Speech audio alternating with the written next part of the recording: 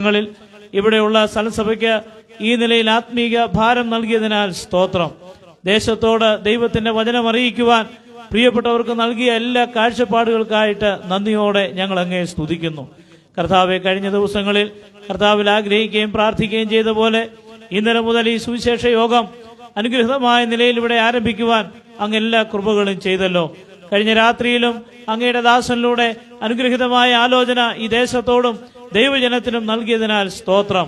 അനുഗ്രഹീതമായ ഗാനങ്ങൾ പാടുവാൻ പ്രിയ സഹോദരനെയും സഹോദരിമാരെയും അങ്ങ് സഹായിച്ചതിനാൽ സ്തോത്രം. ഇന്ന് രാത്രിയിലെ ശുശ്രൂഷകളെയും ഇത്രത്തോളം അങ്ങ് ആദരിക്കുകയും ചെയ്ത വലിയ ദയക്കായിട്ട് നന്ദി പറയുന്നു. ലീഡ് ചെയ്യുവാൻ അങ്ങയുടെ ദാസനെ സഹായിച്ചു. ഗാനങ്ങൾ ആലപിക്കുവാൻ അങ്ങയുടെ ദാസനെയും പ്രിയ സഹോദരിമാരെയും അങ്ങ് സഹായിച്ചതിനാൽ സ്തോത്രം. തുടർന്ന് കർത്താവെ, ഞങ്ങൾ അങ്ങയുടെ വചനത്തിന് മുമ്പിലായിരിക്കുന്നു.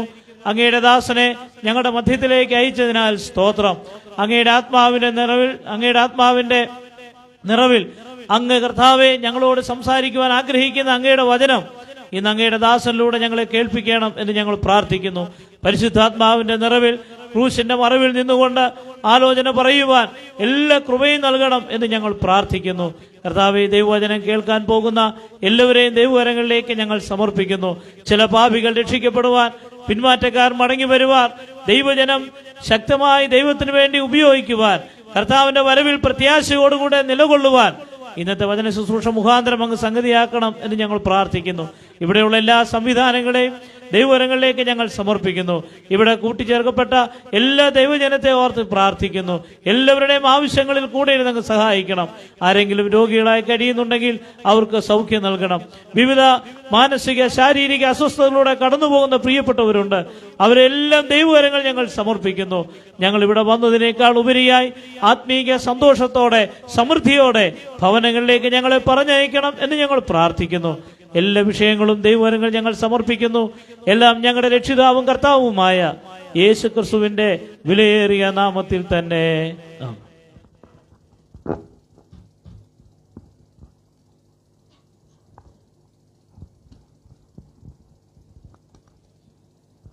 വീണ്ടും പ്രാർത്ഥനയ്ക്കായി കണ്ണുകളുണ്ടാക്കി. ഞങ്ങളുടെ ദൈവമേ, സ്വർഗീയ നല്ല പിതാവേ, വളരെ മനോഹരമായ ഈ രാത്രിക്കായി ഞങ്ങൾ നിറഞ്ഞ ഹൃദയത്തോടെ അങ്ങേക്ക് സ്തോത്രം ചെയ്യുന്നു.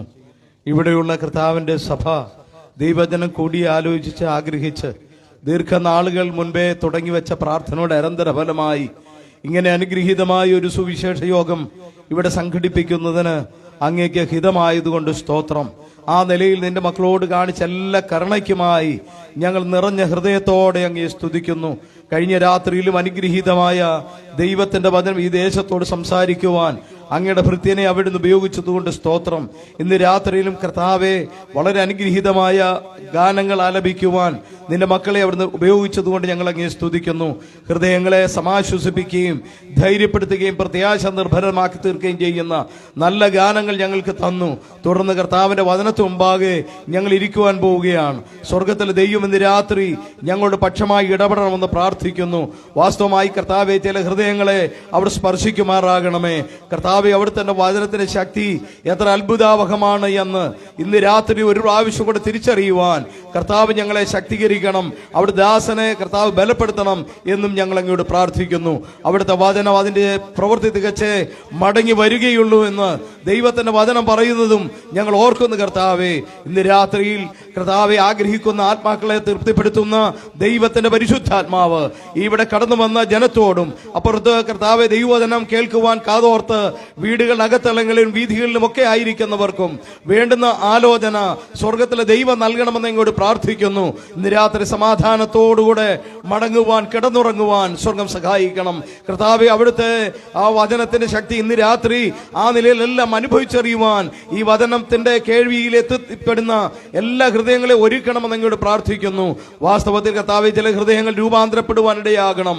കർത്താവെ, ചില പാപികളുടെ മാനസാന്തരത്തിനും വിശ്വാസികളുടെ ശാക്തീകരണത്തിനും എല്ലാം അത് ഉതകുമാറാകണമെന്ന് പ്രാർത്ഥിക്കുന്നു.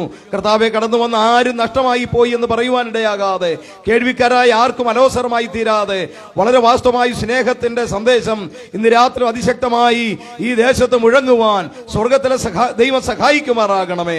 ഇതിനു വലിയ എല്ലാ ക്രമീകരണങ്ങളെയും അങ്ങയുടെ കരങ്ങൾ ഞങ്ങൾ സമർപ്പിക്കുന്നു. ഈ ഉച്ചഭാഷണിയും ലൈറ്റും കർത്താവെ മറ്റെല്ലാ ക്രമങ്ങളിലും ഏറ്റവും ഭംഗിയായി പ്രവർത്തിക്കുവാൻ കർത്താവ് ഇടയാക്കണം. ഒരു പ്രാവശ്യം അങ്ങയുടെ ഭൃത്യനെ അങ്ങയുടെ കരങ്ങളിലേക്ക് ഞങ്ങൾ സമർപ്പിക്കുന്നു. കർത്താവ് ദൂത് കൊടുത്തുള്ളതിനായി സ്തോത്രം. ആ സന്ദേശം വളരെ വ്യക്തമായും ശക്തമായും ഈ ദേശത്തോട് വിളിച്ചു പറയുവാൻ സ്വർഗം അധികാരപ്പെടുത്തണം. പുണ്യനാമം മാത്രം മഹത്വം എടുക്കണം. ഞങ്ങളുടെ ഏകരക്ഷകൻ കർത്താവായ യേശു ക്രിസ്തുവിന്റെ അതിമഹത്വമുള്ള നാമത്തിൽ വളരെ താഴ്മയോടെ ഞങ്ങൾ പ്രാർത്ഥിക്കുന്നു. കേൾക്കണം സ്വർഗസ്ഥ പിതാവേ. ആമേൻ.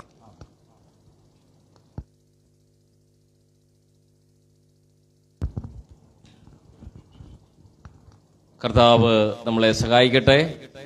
പ്രാർത്ഥനയിൽ സഹായിച്ച ദൈവദാസന്മാരോടുള്ള നന്ദിയെയും സ്നേഹത്തെയും ഓർപ്പിക്കുന്നു. ആരെങ്കിലുമൊക്കെ പുറകിൽ നിൽക്കുകയോ കേൾക്കുകയോ ഒക്കെ ചെയ്യുന്നുണ്ടെങ്കിൽ നിങ്ങൾക്ക് വേണ്ടി ഇവിടെ ചില കസേരകളിലൂടെ ഒഴിഞ്ഞുകിടപ്പുണ്ട്.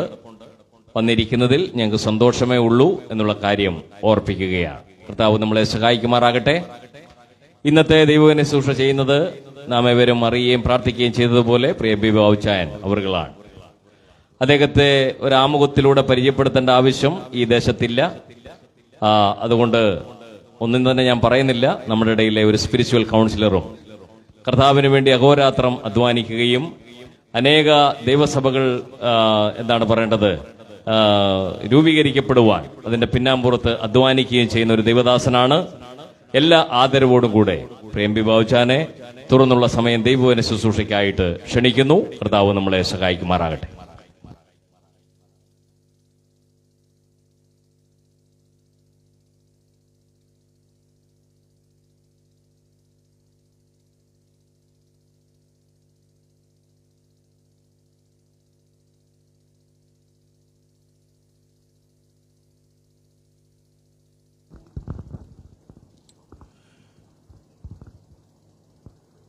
യേശുക്രിസ്തുവിൻ്റെ നിസ്തുല്യനാമത്തിൽ ഹാർദമായ സന്ധ്യാവന്ദനം. മനോഹരമായ ഈ ദിവസം യോഗ പരമ്പരയുടെ രണ്ടാമത്തെ ദിവസമാണ്. കണ്ണാട്ടുമുടിയിലുള്ള ദൈവജനത്തെയും ശബ്ദപരിധിക്കുള്ളിൽ ഞങ്ങളെ ശ്രദ്ധിക്കുന്ന മാന്യ ശ്രോതാക്കളെയും ദൈവവചനത്തിലൂടെ, മാറ്റമില്ലാത്ത ദൈവവചനത്തിലൂടെ അഭിസംബോധന ചെയ്യുവാൻ ഇടയായതോർത്ത് ദൈവത്തെ സ്തുതിക്കുന്നു. ലോകത്തിലെ സകല കാര്യങ്ങളും സകല ജ്ഞാനവും സകല സംവിധാനങ്ങളും മാറിക്കൊണ്ടിരിക്കുകയാണ്.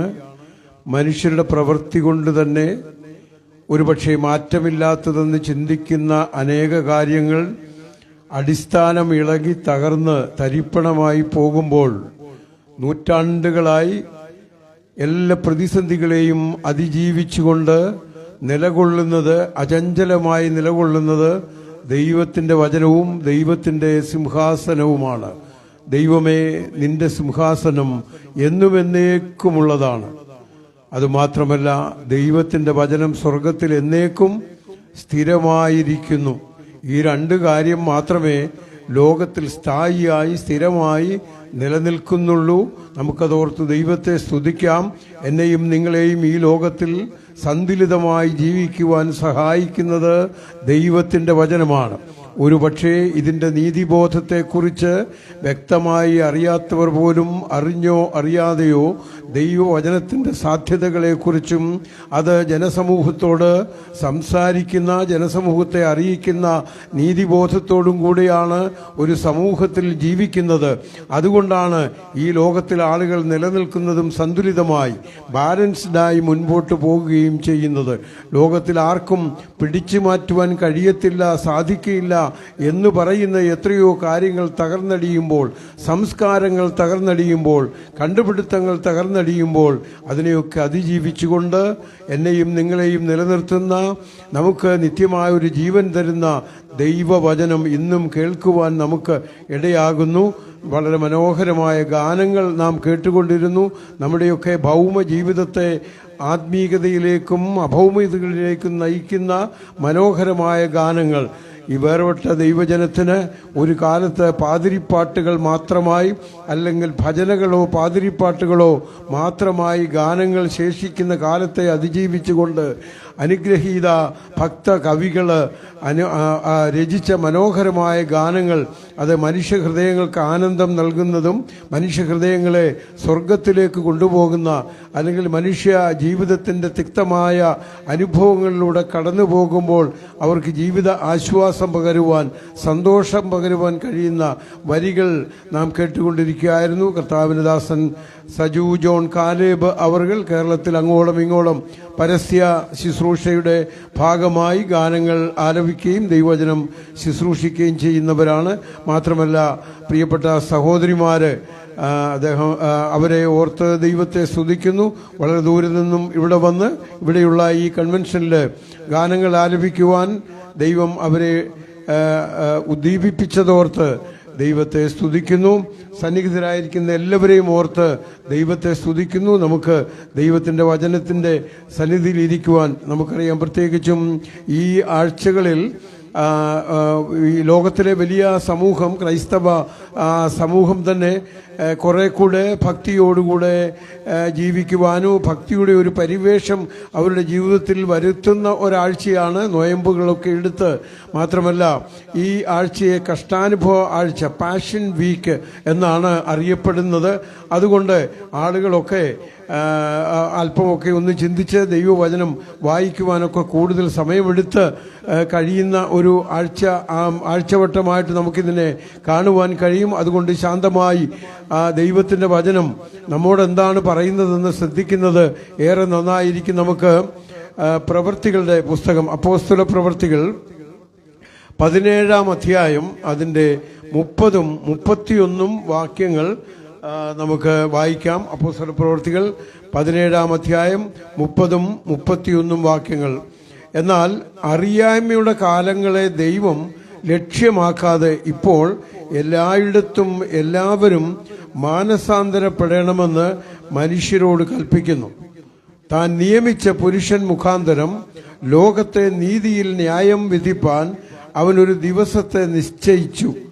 അവനെ മരിച്ചവരിൽ നിന്ന് ഉയർത്തെഴുന്നേൽപ്പിച്ചതിനാൽ എല്ലാവർക്കും അതിൻ്റെ ഉറപ്പ് നൽകിയും ഇരിക്കുന്നു. നമ്മൾ ഹൃദിസ്ഥമാക്കുന്ന, കാണാതെ പഠിക്കുന്ന ഒരു വാക്യഭാഗമാണ് ഞാൻ വായിച്ച് കേൾപ്പിച്ചത്. എല്ലാവരും എല്ലായിടത്തും എല്ലാവരും മാനസാന്തരപ്പെടണം. ദൈവം കഴിഞ്ഞുപോയ കാലത്തെ ദൈവം തൻ്റെ പൊറുമയിൽ മുൻകഴിഞ്ഞ കാലങ്ങളെ ശിക്ഷിക്കാതെ വിടുന്നു. അറിയായ്മയുടെ കാലങ്ങളെ ദൈവം ലക്ഷ്യമാക്കാതെ, ദൈവം കഴിഞ്ഞ കാല പാപങ്ങളെ കണക്കാക്കുന്നില്ല, ശിക്ഷിക്കുന്നില്ല എന്നല്ല പറഞ്ഞതിൻ്റെ താല്പര്യം. ദൈവം ക്ഷമയുള്ള ദൈവമാണ്. ദൈവം ആത്യന്തികമായ ഒരു ശിക്ഷയ്ക്കായി കാത്തിരിക്കുന്നത് കൊണ്ട് അന്നുവരെയും കൂടെ കൂടെ ഏത് മനുഷ്യനോടും ദൈവം സംവദിച്ചു കൊണ്ടിരിക്കുകയാണ്. എന്നാൽ ഈ വാക്കുകൾ കേൾക്കാതെ മുൻപോട്ട് പോകുന്ന മനുഷ്യനെ ദൈവം തീർച്ചയായിട്ടും ശിക്ഷിക്കും എന്നുള്ളതിന് യാതൊരു സംശയവുമില്ല. എന്നാൽ ദൈവം കഴിഞ്ഞ കാല അറിയായ്മയുടെ കാലങ്ങളിൽ ചെയ്തു പോയ പാപങ്ങളെ കണക്കാക്കാതെ ദീർഘക്ഷമയോടുകൂടെ ഇരിക്കുന്ന ദൈവം എല്ലായിടത്തും സ്ഥലകാല ഭേദമന്യേ എല്ലാവരും, പണ്ഡിതനും പാമരനും ഒന്നും ഒരു വ്യത്യാസവുമില്ലാതെ, നമുക്കറിയാം പാവപ്പെട്ടവനും അതുപോലെ പണക്കാരനും എന്നുള്ള വ്യത്യാസമില്ലാതെ എല്ലാവരെയും ദൈവം എല്ലാവരും ഇപ്പോൾ മാനസാന്തരപ്പെടണം എന്നാണ് ദൈവത്തിൻ്റെ ഏറ്റവും വലിയ ആഗ്രഹം. അപ്പോൾ അതിനുവേണ്ടിയാണ് എല്ലാവരും മാനസാന്തരപ്പെടണം, പാപികൾ മാനസാന്തരപ്പെടണം. മാത്രമല്ല വിശ്വാസികൾക്കും അതിനേക്കാൾ മാനസാന്തരം ആവശ്യമാണ്. കാലം കൊണ്ട് ഹൃദയം തണുത്തു പോയവരായി, ഹൃദയം തണുത്ത് ഉറഞ്ഞവരായി, എന്താണ് ശരിയായിട്ടുള്ള ആത്മീക ജീവിതം, ശരിയായ ക്രിസ്തീയ ജീവിതം എന്താണെന്ന് മനസ്സിലാക്കാതെ മനഃപൂർവ്വം അതിനെ മറന്നു കളഞ്ഞുകൊണ്ട് ജീവിക്കുന്ന വിശ്വാസികൾ, അവർക്കും മാനസാന്തരം ആവശ്യമാണ്. അപ്പോൾ വിശ്വാസികൾ മാനസാന്തരപ്പെടണം, പാപികൾ മാനസാന്തരപ്പെടണം, എല്ലായിടത്തും എല്ലാവരും മാനസാന്തരപ്പെടണം എന്ന് ദൈവം മനുഷ്യരോട് കൽപ്പിക്കുന്നു എന്നാണ് നമ്മളിവിടെ വായിച്ചത്. ഇത് ദൈവത്തിൻ്റെ കേവലം ഒരു ആഗ്രഹമെന്ന് മാത്രമല്ല, it is A commandment from God. ദൈവത്തിൻ്റെ കൽപ്പനയാണ്. അതിൻ്റെ എല്ലാ ഗൗരവത്തോടും കൂടി നാം അതിനെ എടുത്തേ മതിയാകുകയുള്ളൂ. ദൈവം മനുഷ്യനോട് കൽപ്പിക്കുന്നു, അതിനൊരു ഉറപ്പ് നമുക്ക് തന്നിരിക്കുന്നു. ആ ഉറപ്പ് കർത്താവായ യേശുക്രിസ്തുവിനെ താൻ നിയമിച്ച പുരുഷൻ മുഖാന്തരം ദൈവം ലോകത്തെ ന്യായം വിധിക്കുവാനായിട്ട് പോകുന്നു. അതുകൊണ്ട് അതിൻ്റെ ഉറപ്പെന്ന് പറയുന്നത്, കൺഫർമേഷൻ ഓഫ് ജഡ്ജ്മെന്റ് എന്ന് പറയുന്നത് കർത്താവായ യേശു ക്രിസ്തുവിൻ്റെ ഉയർത്തെഴുന്നേൽപ്പാണ്. കഷ്ടാനുഭവ ദിവസമായിട്ട് നാളെ ആചരിക്കുമ്പോൾ 3-ാം ദിവസമായ ഞായറാഴ്ച യേശു ക്രിസ്തുവിൻ്റെ ഉയർപ്പിനെ ലോകം മുഴുവനും കൊമമ്മറേറ്റ് ചെയ്യുകയാണ്, ഓർക്കുകയാണ്. എന്താണ് അതിന് പിന്നിലുള്ള ബൃഹത്തായ അർത്ഥം എന്നുള്ളത് പലപ്പോഴും ലോക ജനത മനസ്സിലാക്കുന്നില്ല. എൻ്റെയും നിങ്ങളുടെയും ജീവിതത്തിൻ്റെ രക്ഷയ്ക്കായിട്ട് ഈ ഉയർത്തെഴുന്നേൽപ്പ്, മരണവും ഉയർത്തെഴുന്നേൽപ്പും ആവശ്യമായിരുന്നു. അതിനേക്കാളപ്പുറം നമ്മുടെ ന്യായവിധിയുടെയും അടിസ്ഥാനമെന്ന് പറയുന്നത് എന്താണ്? യേശുക്രിസ്തുവിന്റെ ഉയർത്തെഴുന്നേൽപ്പ് തന്നെയാണ്. ദൈവം ലോകത്തെ ന്യായം വിധിക്കുന്നത് യേശുക്രിസ്തുവിന്റെ ഉയർത്തെഴുന്നേൽപ്പ് മുഖാന്തരമാണ്.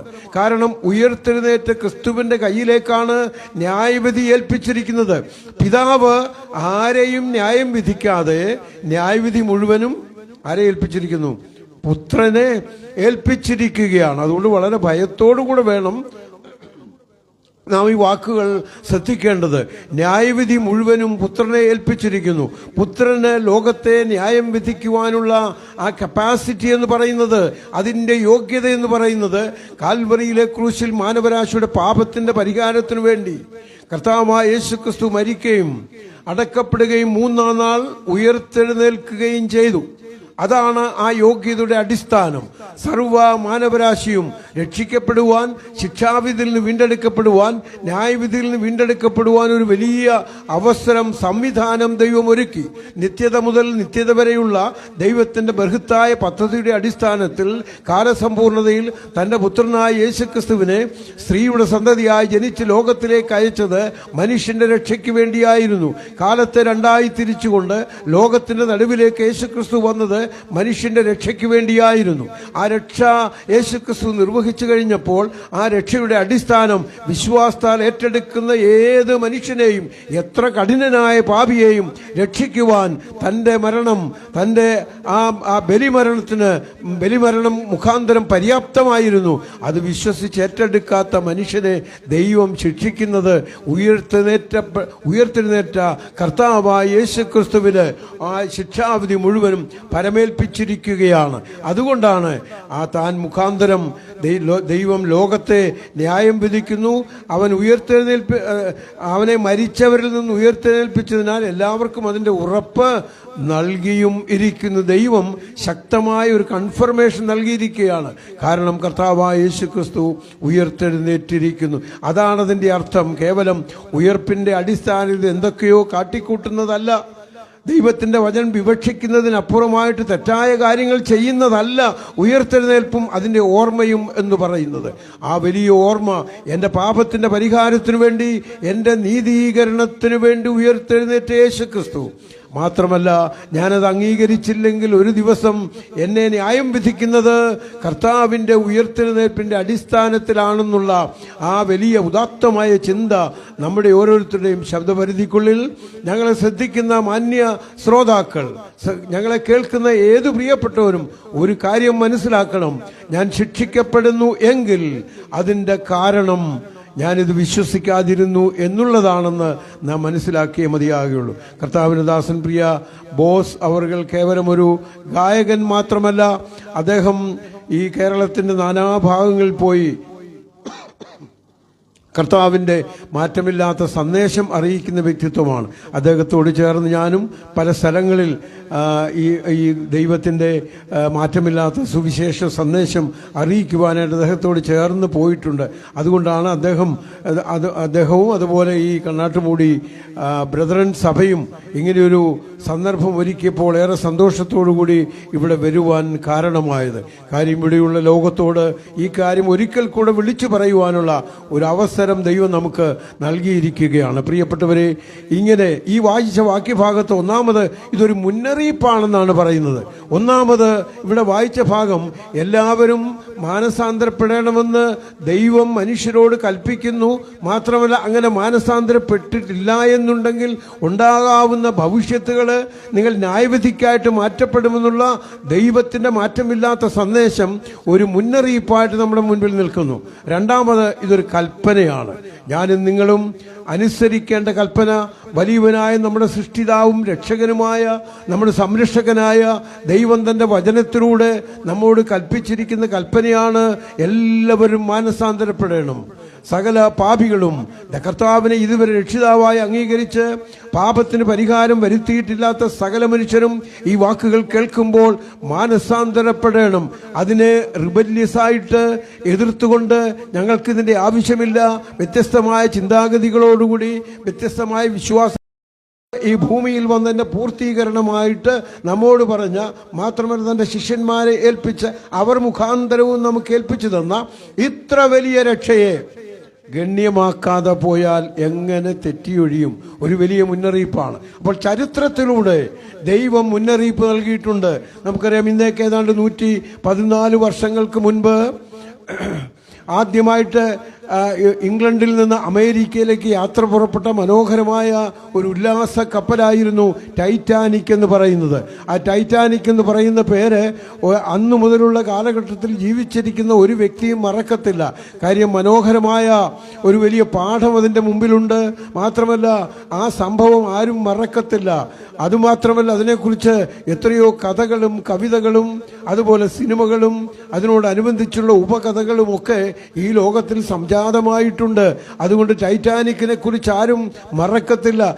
ടൈറ്റാനിക്കിന്റെ കന്നിയാത്രയിൽ അവര് ഇംഗ്ലണ്ടിന്റെ തീരത്തു നിന്നും അമേരിക്കയിലേക്ക് മുമ്പോട്ട് പോയിക്കൊണ്ടിരിക്കുകയാണ്. നമുക്കറിയാം, അറ്റ്ലാന്റിക് സമുദ്രത്തിന്റെ ഓളങ്ങളെ കീറിമുറിച്ചുകൊണ്ട് സുശക്തമായി അന്ന് വരെ നിർമ്മിച്ചിട്ടുള്ളതിലെ ഏറ്റവും സുശക്തമായ ഒരു കപ്പലായിരുന്നു ടൈറ്റാനിക്. ആ ടൈറ്റാനിക് ഏതാനും മണിക്കൂറുകൾ മുൻപോട്ട് നീങ്ങിക്കഴിഞ്ഞപ്പോൾ അവർക്ക് എതിരെ ഒരു മുന്നറിയിപ്പ് ലഭിച്ചു. നിങ്ങൾക്കെതിരെ ഒരു വലിയ ഐസ്ബർഗ് മഞ്ഞുകട്ട ഒഴുകി വരുന്നുണ്ട്, അതുകൊണ്ട് ഗതി മാറിപ്പോകണം. ക്യാപ്റ്റന് ആ സന്ദേശം ലഭിച്ചു. ആ SOS സന്ദേശം ക്യാപ്റ്റൻ ലഭിച്ചു. അദ്ദേഹം അത് കേട്ടപ്പോൾ പുച്ഛിച്ചു തള്ളി പുഞ്ചിരിച്ചുകൊണ്ട്, ടൈറ്റാനിക്കിനെ തകർക്കുവാൻ ഒരു മഞ്ഞുകട്ടയ്ക്ക് സാധിക്കുമോ എന്ന് പറഞ്ഞുകൊണ്ട് അദ്ദേഹം ആ മുന്നറിയിപ്പിനെ അവഗണിച്ചുകൊണ്ട് മുൻപോട്ട് പോവുകയാണ്. ഏതാനും മിനിറ്റുകൾ കഴിഞ്ഞപ്പോൾ അതിശക്തമായ ശബ്ദത്തോടുകൂടി ടൈറ്റാനിക് എന്ന് പറയുന്ന ആ മഹാ യാനപാത്രം ഈ ഐസ്ബർഗിലേക്ക്, ഈ മഞ്ഞുകട്ടയിലേക്ക് ഇടിച്ചു കയറുകയായിരുന്നു. അതിന്റെ നടുവിൽ വെച്ച് ഒടിഞ്ഞ് അറ്റ്ലാന്റിക് സമുദ്രത്തിലെ തണുത്ത ഉറഞ്ഞ വെള്ളത്തിലേക്ക് എത്രയോ ആയിരക്കണക്കിന് യാത്രക്കാരുമായിട്ട് താണുപോവുകയായിരുന്നു. അതിന്റെ ചരിത്രം നമുക്ക് അറിയാം. അതിന്റെ കാരണം മുന്നറിയിപ്പിനെ അവഗണിച്ചുകൊണ്ട് മുൻപോട്ട് പോയതുകൊണ്ടാണ്. ടൈറ്റാനിക്കിൽ ഏതാണ്ട് 1500-ലധികം ആളുകളുടെ അപമൃത്യുവിന് ഇടയാക്കിയ ഒരു ദുരന്ത സംഭവമായിരുന്നു അത്. ഒത്തിരി ആളുകൾ രക്ഷപ്പെട്ടു. എന്നാൽ അതിലധികം ആളുകൾ ആ ആഴങ്ങളിൽ തണുത്ത വെള്ളത്തിന്റെ ആഴങ്ങളിലേക്ക് ഇറങ്ങിപ്പോയി എന്ന് നമുക്ക് മനസ്സിലാകും. നാം അത് വായിച്ചിട്ടുണ്ട്. അപ്പോൾ ചരിത്രത്തിലെ മുന്നറിയിപ്പ്, മറ്റൊരു മുന്നറിയിപ്പ് കൂടെ ഞാനിങ്ങനെ പറയട്ടെ. ഇന്നേക്ക് ഏതാണ്ട് 50 വർഷങ്ങൾക്ക് മുമ്പ് ഗുജറാത്തിലെ മോർബി എന്ന് പറയുന്ന സ്ഥലത്ത് ഒരു അണക്കെട്ടുണ്ടായിരുന്നു. ആ അണക്കെട്ട് ബലക്ഷയമായിക്കൊണ്ടിരുന്നു. കുറെ വർഷങ്ങൾക്ക് മുമ്പ് നിർമ്മിച്ചതാണ്. അപ്പോൾ ആ അണക്കെട്ട് പൊട്ടിപ്പോകും. മഴ വരുമ്പോൾ, മൺസൂൺ അടുക്കുമ്പോൾ, മഴ പെയ്യുമ്പോൾ അണക്കെട്ട് തകർന്നു പോകുവാൻ സാധ്യതയുണ്ട്.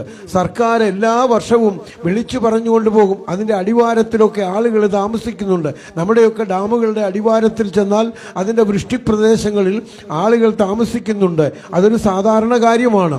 അപ്പോൾ മോർബി അണക്കെട്ടിന്റെ അടിവാരത്തിലും ആളുകൾ താമസിക്കുന്നുണ്ട്. എല്ലാ വർഷവും ഇത് പറയും. മഴ തീരും, വെള്ളം പൊങ്ങും, പ്രത്യേകിച്ച് കാര്യങ്ങളൊന്നും സംഭവിക്കുന്നില്ല. അനൗൺസ്മെന്റ് അവിടെ കിടക്കുന്നു, ആളുകൾ അവിടെ തന്നെ താമസിക്കുന്നു. എന്നാൽ ഒരു വർഷം അതുപോലെ തന്നെ ആ അനൗൺസ്മെന്റ് അവർ ശ്രദ്ധിച്ചു. വെള്ളം അതിശക്തമായിട്ട് പൊങ്ങി വരുന്നുണ്ട്. വെള്ളം ശക്തിയോടുകൂടി അണക്കെട്ട് പൊട്ടിപ്പോകുവാനുള്ള സാധ്യതയുണ്ട്. വലിയ മഴ പെയ്തുകൊണ്ടിരിക്കുകയാണ്. അവരെ വിവരമറിയിച്ചു. സർക്കാർ വളരെ ശക്തമായിട്ട് വിവരമറിയിച്ചു. ആളുകൾ പഴയതുപോലെ തന്നെ ശ്രദ്ധിച്ചു, വിട്ടുകളഞ്ഞു, മുന്നറിയിപ്പിനെ അവഗണിച്ചു. എന്നാൽ ആ വർഷം സംഭവിച്ച അതിശക്തമായി ആ അണക്കെട്ട് പൊട്ടി. അണക്കെട്ടിന്റെ ശക്തമായ വെള്ളപ്പാച്ചിലിൽ ആയിരങ്ങൾ അന്ന് ഒഴുകിപ്പോയി എന്ന് ഇന്ന് പത്രങ്ങൾ രേഖപ്പെടുത്തിയത് ഒരുപക്ഷെ വളരെ പ്രായമുള്ളവർക്ക് അറിയാവുന്ന ഒരു സത്യമാണ്. അപ്പോൾ മോർബി അണക്കെട്ട് നമ്മുടെ മുമ്പിൽ ഒരു വലിയ ചരിത്രത്തിന്റെ ചിത്രമായിട്ട് ഇരിക്കുകയാണ്. ഓരോ മുന്നറിയിപ്പുകളും നമ്മോട് സംസാരിക്കുന്നത് അതിനെക്കുറിച്ച് ചിന്തിക്കുക, എന്ത് വ്യത്യാസം വരുത്തുവാൻ. നമ്മുടെ സാധാരണ ജീവിതത്തിലെ അനേക മുന്നറിയിപ്പുകൾ ദൈവത്തിന്റെ വചനത്തിലൂടെയും ചരിത്രത്തിലൂടെയും നമുക്ക് ലഭിക്കുന്നുണ്ട്. പ്രിയപ്പെട്ടവരെ, ചരിത്രത്തിന്റെ മുന്നറിയിപ്പ് കഴിഞ്ഞാൽ ദൈവത്തിന്റെ വചനത്തിലൂടെ നമുക്ക് തരുന്ന മുന്നറിയിപ്പ്, അതാണ് ഏറ്റവും ആധികാരികവും ശക്തവും. യഥാർത്ഥത്തിൽ അതിന്റെ മുൻപിൽ നമ്മെ തന്നെ താഴ്ത്തിക്കൊണ്ട് വ്യതിയാനം വരുത്തേണ്ട മുന്നറിയിപ്പുകളാണ് ദൈവത്തിന്റെ വചനത്തിലൂടെ നമുക്ക് തരുന്നത്. ദൈവത്തിന്റെ വചനത്തിൽ ദൈവം വ്യക്തിപരമായി വ്യക്തികളോട് ഇടപെടുന്ന ദൈവമാണ്. ദൈവം വ്യക്തിപരമായി മനുഷ്യനെ ശിക്ഷിക്കുന്നു, മനുഷ്യന് മുന്നറിയിപ്പ് കൊടുക്കുന്നു, മനുഷ്യനെ ശിക്ഷിക്കുന്നു. ഇന്നേക്ക് ഏതാണ്ട് 2700 വർഷങ്ങൾക്ക് മുമ്പ് ബാബിലോൺ സാമ്രാജ്യത്തിൽ നെബൂഖദ്നേസർ എന്ന് പറയുന്ന രാജാവിന്റെ കൊച്ചുമകനായ കൽദയ രാജാവായ ബെൽഷസർ നെബൂഖദ്നേസറിന്റെ കൊച്ചുമകനാണ്. അദ്ദേഹം ഒരു സാമ്രാജ്യത്തിന്റെ സകല സമൃദ്ധിയോടും ശക്തിയോടും കൂടെ അവിടെ വാഴുകയാണ്. തന്റെ വലിയപ്പൻ യെരുശലേം ദേവാലയത്തിൽ നിന്ന് കൊണ്ടുവന്ന ആ സമ്പത്തുകളെയും ദേവാലയത്തിലെ പാത്രങ്ങളെയും ഒക്കെ യഥേഷ്ടം ഉപയോഗിച്ചുകൊണ്ട് അവരവിടെ ജീവിക്കുകയാണ്. അപ്പോൾ അദ്ദേഹം ഇങ്ങനെ മുമ്പോട്ട് പോയപ്പോൾ അദ്ദേഹം ചിന്തിച്ചു, എൻ്റെ ആ പ്രൗഢി ലോകത്തിന് കാണിച്ചു കൊടുക്കുവാൻ 1000 മഹത്തുക്കൾക്കൊരു വിരുന്ന് കഴിക്കണം. ദാനിയേൽ പ്രവചനം 5-ാം അധ്യായത്തിൽ വിശദമായിട്ട് അത് രേഖപ്പെടുത്തിയിട്ടുണ്ട്. 1000 മഹത്തുക്കൾക്ക് ഒരു വിരുന്ന് കഴിക്കുവാനായിട്ട് അദ്ദേഹം തീരുമാനിച്ചു. അങ്ങനെ അദ്ദേഹം മഹത്തുക്കൾക്ക് വിരുന്ന് കഴിച്ചിട്ട് അവിടെയുണ്ടായിരുന്ന അദ്ദേഹത്തിന്റെ ഭാര്യമാർക്കും വെപ്പാട്ടികൾക്കും ദൈവാലയത്തിൽ കൊണ്ടുവന്ന വിശുദ്ധ പാത്രങ്ങളിൽ വീഞ്ഞു നുകർന്ന് അവർക്ക് കൊടുക്കുകയാണ്. അങ്ങനെ കൊടുത്തു കഴിഞ്ഞപ്പോൾ പെട്ടെന്ന് അദ്ദേഹത്തിന്റെ മുമ്പിലെ ചുവരിൽ ഒരെഴുത്തിങ്ങനെ വായിക്കുവാനിടയായി, മേനെ മേനെ തെക്കേൽ ഉഫാർസീൻ. ദൈവത്തിന്റെ ഒരു വലിയ മുന്നറിയിപ്പ് രാജാവിന്റെ മുമ്പിൽ പ്രത്യക്ഷപ്പെടുകയാണ്. മേനെ മേനെ തെക്കേൽ ഉഫാർസീൻ, ദൈവം നിന്നെ തൂക്കി നോക്കി കുറവുള്ളവനായി കണ്ടിരിക്കുന്നു. ദൈവം നിന്നെ തൂക്കി നോക്കി കുറവുള്ളവനായി കണ്ടിരിക്കുന്നു. ദൈവം ഒരു വ്യക്തിയോട് കർക്കശമായി ഇടപെടും. ഈ രാജാവ് ഇത് വായിച്ചു കഴിഞ്ഞപ്പോൾ അവന്റെ അരയുടെ ഏപ്പ് അഴിഞ്ഞുപോയി എന്നാണ് വായിക്കുന്നത്. അവന്റെ മുട്ടുകൾ ആടുവാൻ തുടങ്ങി, അവന്റെ അരയുടെ ഏപ്പ് അഴിഞ്ഞു. അതിന്റെ ആ 5-ാം അധ്യായത്തിന്റെ അവസാനത്തെ വാക്യം നാം ഇങ്ങനെ വായിക്കുന്നു, കൽദയ രാജാവായ ബെൽഷസർ ആ രാത്രിയിൽ കൊല്ലപ്പെട്ടു എന്നാണ് വായിക്കുന്നത്. തമിഴ് ഭാഷയിൽ അത് വായിക്കുമ്പോൾ കുറെ കൂടെ ഭംഗിയായി തോന്നും. ആ ഇരവിൽ തന്നെ കൽദയ രാജാവായ ബെൽഷസർ കൊല ചെയ്യപ്പെട്ട അന്ന് രാത്രി കൽദയ രാജാവായ ബെൽഷസർ കൊല്ലപ്പെട്ടു. ഒരു സാമ്രാജ്യത്തിന്റെ ബാബേൽ കോട്ട എന്ന് പറയുന്നത് 4 രഥങ്ങൾക്ക് ഒരുപോലെ യാത്ര ചെയ്യുവാൻ തക്കവണ്ണം അത്രമാത്രം വീതിയുള്ള കോട്ടയായിരുന്നു ബാബേലിലെ കോട്ട. യാതൊരു ശത്രുവിനും അതിനകത്തേക്ക് പ്രവേശിക്കുവാനായിട്ട് സാധിക്കത്തില്ല. എത്ര അന്ന് വരെ ഉണ്ടായിരുന്നതിലെ ലോകത്തിലെ ആദ്യത്തെ സാമ്രാജ്യത്വ ശക്തിയായിട്ട് മാറിയിരിക്കുന്ന അതുവരെയുള്ള അസീറിയൻ സാമ്രാജ്യത്തെയൊക്കെ തോൽപ്പിച്ച് ലോകത്തെ സുശക്തമായ സാമ്രാജ്യമായിട്ട് ബാബേൽ സാമ്രാജ്യത്തിന് ചുറ്റും ഒരു കോട്ട കെട്ടി ഒരു ശത്രുവിനെയും അതിൻ്റെ ഉള്ളിലേക്ക് പ്രവേശിക്കുവാൻ സാധിക്കാതെ വണ്ണമുള്ള കാവൽ നിർത്തിക്കൊണ്ട് ആ ഏറ്റവും ശക്തമായിട്ട് നിന്ന ഈ സാമ്രാജ്യത്തിൻ്റെ അന്ന് രാത്രി ആ സാമ്രാജ്യത്വം അവിടെ അവസാനിക്കുകയാണ്.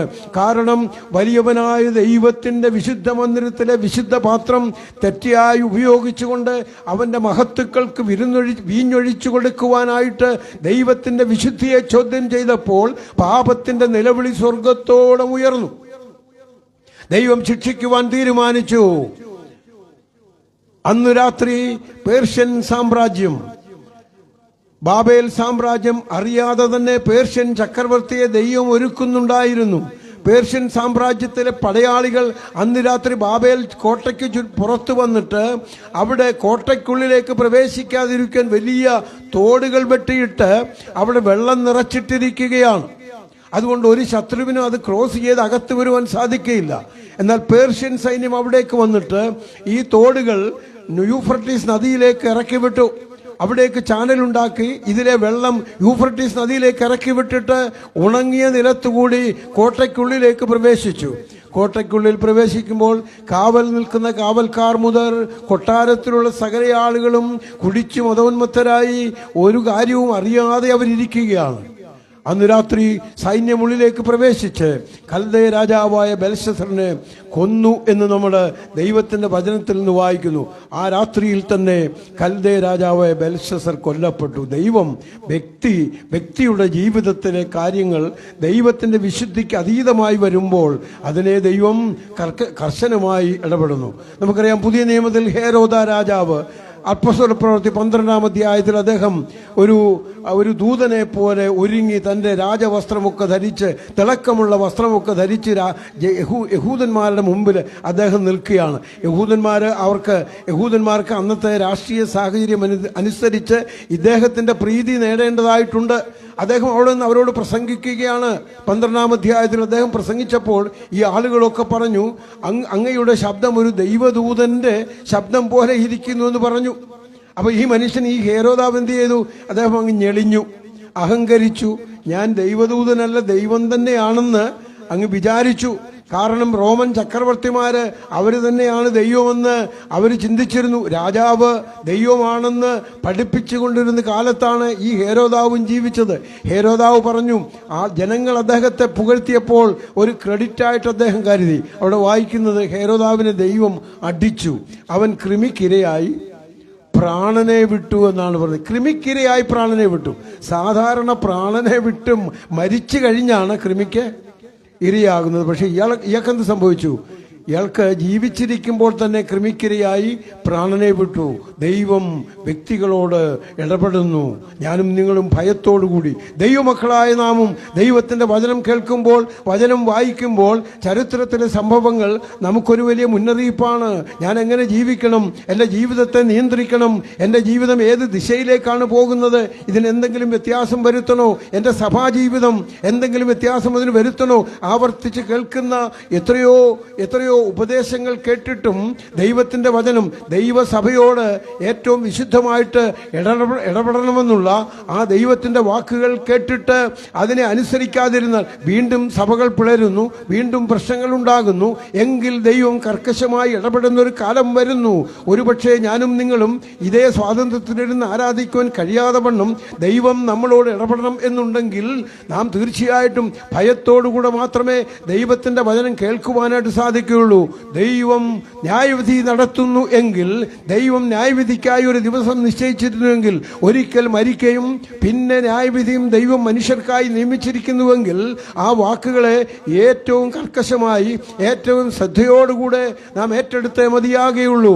എന്നെ കേൾക്കുന്ന പ്രിയപ്പെട്ട ഏവരും തങ്ങളുടെ പാപത്തിന്റെ ജീവിതത്തിൽ നിന്ന് ഒരു വലിയ വ്യതിയാനം, ഒരു വലിയ മാറ്റം സംഭവിച്ചേ മതിയാകുകയുള്ളൂ. കാരണം ഒരിക്കൽ മരിക്കുകയും പിന്നെ ന്യായവിധിയും ദൈവം മനുഷ്യർക്കായി നിയമിച്ചിരിക്കുന്നു. പ്രിയപ്പെട്ടവരെ, ദൈവം വ്യക്തികളോട് മാത്രമല്ല, ദൈവം ഒരു പട്ടണത്തെ ദൈവം ശിക്ഷിച്ചു കളഞ്ഞു. സോദോം ഗോമോറ എന്ന് പറയുന്ന പട്ടണത്തെ ഇന്നേക്ക് 4000 വർഷങ്ങൾക്ക് മുൻപ് ദൈവത്തിന്റെ ദൂതന്മാരെ അവരോട് ഏറ്റവും മോശമായിട്ട് പെരുമാറിയ, ദൈവത്തിന്റെ വിശുദ്ധിക്ക് അതീതമായിട്ട് പ്രവർത്തിച്ച ആ പട്ടണത്തിന്റെ നിലവിളി, പാപത്തിന്റെ നിലവിളി സ്വർഗത്തോളം എത്തിയപ്പോൾ സ്വർഗത്തിൽ നിന്ന് തീയും ഗന്ധകവും ഭൂമിയിലേക്ക് വരുന്നു. ഇന്നും അതിന്റെ ബാക്കി പത്രം യെരുശലേമിൽ പലസ്തീനായിൽ ചെല്ലുന്നവർക്ക് കാണുവാൻ കഴിയും.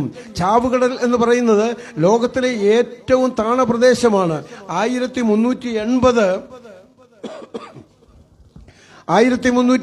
അടി സമുദ്രനിരപ്പിൽ നിന്ന് താഴെയാണ് ഈ ചാവുകടൽ സ്ഥിതി ചെയ്യുന്നത്.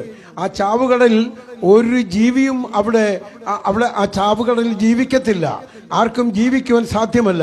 അത്രമാത്രം ഡെൻസിറ്റി ആ വെള്ളത്തിന് കൂടുതലാണ്. മനുഷ്യൻ ആ വെള്ളത്തിലേക്ക് ഇറങ്ങിയാൽ അവിടെ പൊങ്ങിക്കിടക്കുകയാണ്. കാരണം 4000 വർഷങ്ങൾക്ക് മുമ്പ് സ്വർഗത്തിൽ നിന്ന് വീണ ആ കെമിക്കൽസ്, തീയും ഗന്ധകവും, അതിന്റെ പരിണിത ഫലമായിട്ടാണ് ഇന്നും ചരിത്രം അത് തന്നെ ആ പഠനങ്ങൾ രേഖപ്പെടുത്തിയിരിക്കുന്നു. എന്തുകൊണ്ട് ഈ ഭാഗത്ത് യോർദാൻ നദിയിൽ നിന്ന് ഒഴുകി വരുന്ന വെള്ളത്തിന്റെ ഒരു ഭാഗം ഈ പ്രദേശത്തേക്കാണ് വീഴുന്നത്. എങ്കിലും ദൈവം ആ പ്രദേശത്തെ, ആ പട്ടണത്തെ ശിക്ഷിച്ചു. ദൈവത്തിന്റെ ന്യായവിധിയുടെ മുമ്പിൽ മനുഷ്യർക്ക് പിടിച്ചു നിൽക്കുവാൻ സാധിക്കത്തില്ല. ദൈവം ആ പട്ടണത്തെ ന്യായം വിധിച്ചു. ദൈവം ഒരു ജാതിയെ ന്യായം വിധിക്കും.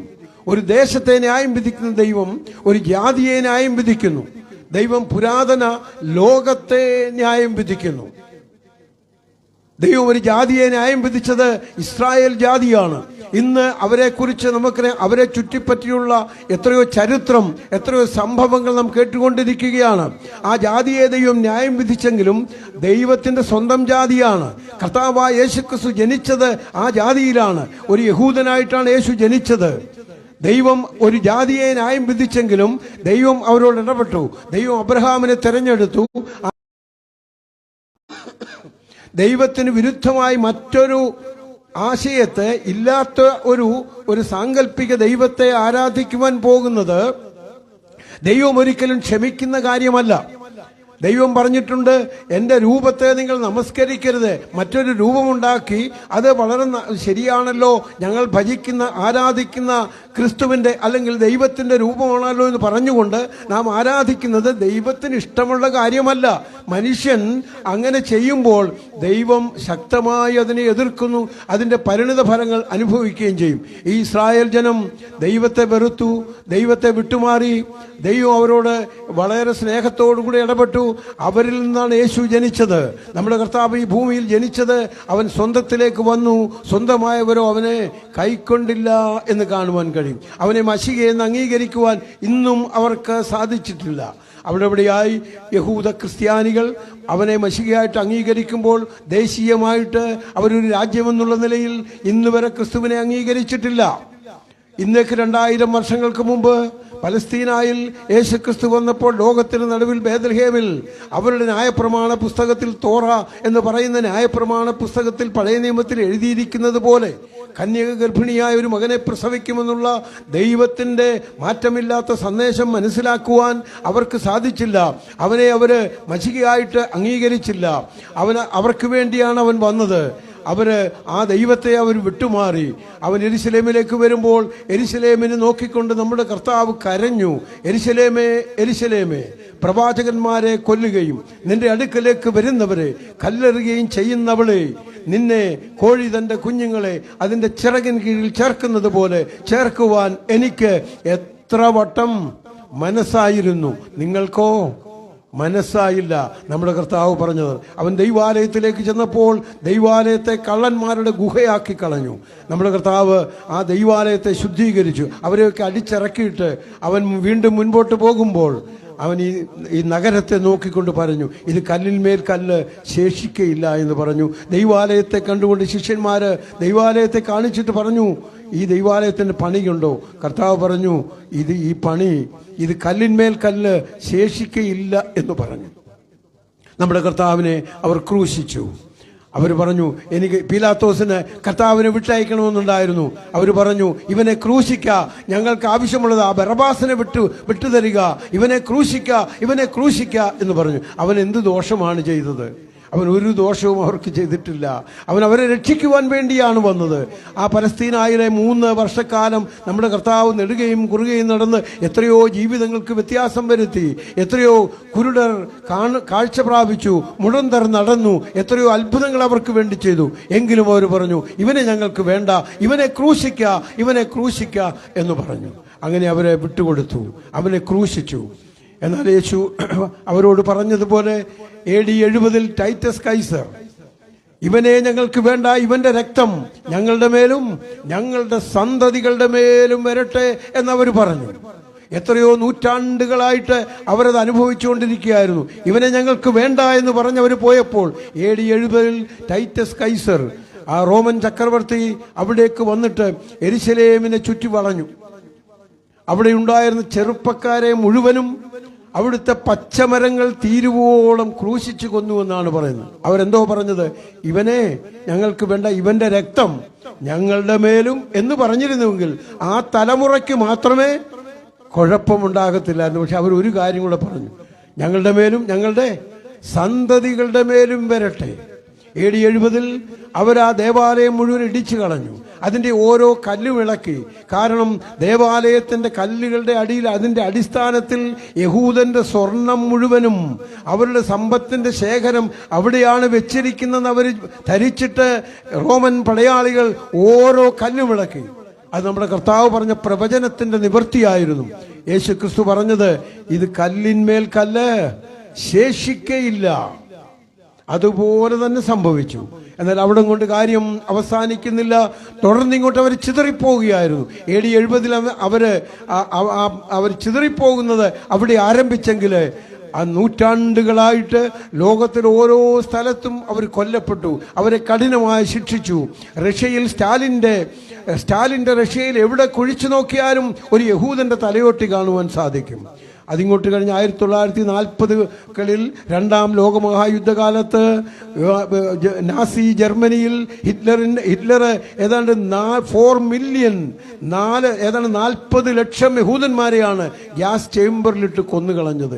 എവിടെ നോക്കിയാലും എവിടെ പോയാലും റഷ്യയിലും അതുപോലെ ജർമ്മനിയിലും യൂറോപ്പിന്റെ മറ്റു പല ഭാഗത്തും എവിടെ നോക്കിയാലും യഹൂദനെ കൊന്നൊടുക്കുകയായിരുന്നു. എവിടെ കുഴിച്ചു നോക്കിയാലും ഒരു യഹൂദന്റെ തലയോട്ടി കാണുവാൻ കഴിയും. പ്രിയപ്പെട്ടവരെ, അവർക്ക് ഒരു രാജ്യമുണ്ടാകുന്നത് വരെ 1948 അവർക്കൊരു രാജ്യമുണ്ടാകുന്നത് വരെ ഈ ശിക്ഷാവിധിയിലൂടെ അവർ കടന്നു പോവുകയായിരുന്നു.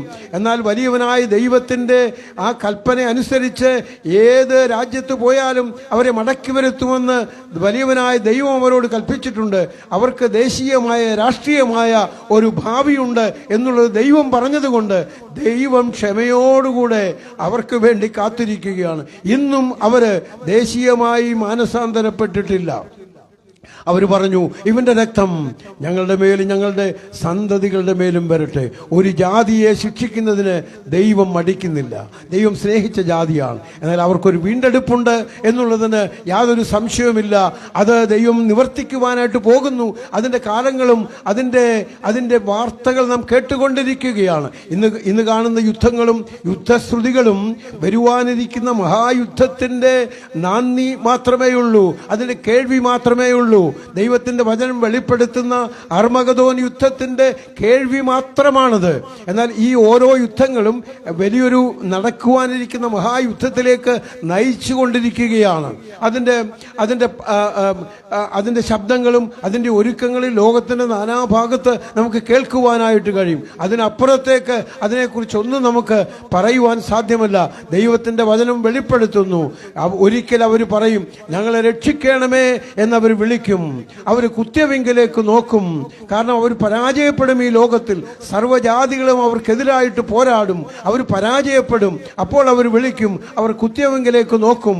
ഏകജാതനെ കുറിച്ച് വിലപിക്കുന്നത് പോലെ അവർ വിലപിക്കും. സക്കറിയ പ്രവചനത്തിൽ അത് രേഖപ്പെടുത്തിയിട്ടുണ്ട്. അവർ ഏകജാതനെ ഞങ്ങളെ രക്ഷിക്കണമേ എന്ന് പറഞ്ഞുകൊണ്ട് അന്നു മാത്രമേ അവർക്ക് വേണ്ടി മരിച്ച മശിഹ ആരാണെന്ന് അവർക്ക് മനസ്സിലാക്കുകയുള്ളൂ. അവരുടെ ജീവിതത്തിൽ ഒരു വലിയ റിയലൈസേഷൻ ഉണ്ടാകും. ഈ മശിക ഇതായിരുന്നല്ലോ, അവനെ ആയിരുന്നല്ലോ ഞങ്ങൾ കൊന്നത്. നിന്റെ കൈമേൽ കാണുന്ന ഈ മുറിവെന്താണെന്ന് ചോദിക്കുമ്പോൾ ഞാൻ സ്നേഹിക്കുന്നവരുടെ വീട്ടിൽ വെച്ച് കൊണ്ട് അടിയാണെന്ന് അവൻ പറയും. അവർക്ക് അന്നു മാത്രം മനസ്സിലാകും, ഇവനാണ് ഞങ്ങളുടെ മശികയെന്ന്. അത് കഴിഞ്ഞ് അവർക്ക് രാഷ്ട്രീയമായ ഒരു വീണ്ടെടുപ്പ്, അവർക്കൊരു മടങ്ങിവരവ് സാധിക്കുകയുള്ളൂ. ദൈവം ഒരു ജാതിയെ ന്യായം വിധിക്കുന്നു. ദൈവം പുരാതന ലോകത്തെ ന്യായം വിധിച്ചു. പത്രോസിന്റെ 2-ാം ലേഖനം 3-ാം അധ്യായത്തിൽ പിതാക്കന്മാർ നിദ്ര കൊണ്ട ശേഷം സകലവും സൃഷ്ടിയുടെ ആരംഭത്തിൽ ഇരുന്നത് പോലെ തന്നെ ഇരിക്കുന്നു എന്ന് പറഞ്ഞ് പരിഹാസികൾ പരിഹാസത്തോടെ എഴുന്നേറ്റ് വരും.